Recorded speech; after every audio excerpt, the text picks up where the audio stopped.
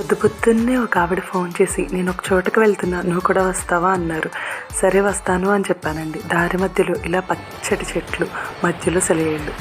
మన morning daily routine కన్నా భిన్నంగా ఉంటే బాగుంటుంది కదా.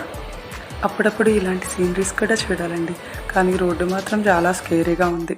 శివుడాజ్ఞ లేనిదే చీమైనా కుట్టదంటారు కదా. ఈరోజు ఆ శివయ్య ఇచ్చిన ఆజ్ఞతో స్వయంభూగా వెలిసిన ఆలయాన్ని దర్శించానండి. ఇది నుజువుడి వెళ్లే దారిలో బిళ్ళనపల్లి గ్రామంలో ఉందండి. హనుమాన్ జంక్షన్ నుంచి 10 కిలోమీటర్స్ డిస్టెన్స్లో ఉంది. ఈ ఆలయానికి పక్కనే ఉన్న చాముండేశ్వరి అమ్మవారి పీఠాన్ని కూడా మేము దర్శించామండి. భక్తులైతే ఎక్కడెక్కడి నుంచో వచ్చి మరి అమ్మవారిని దర్శించుకుని తమ కోరికల్ని తీర్చుకుంటున్నారండి.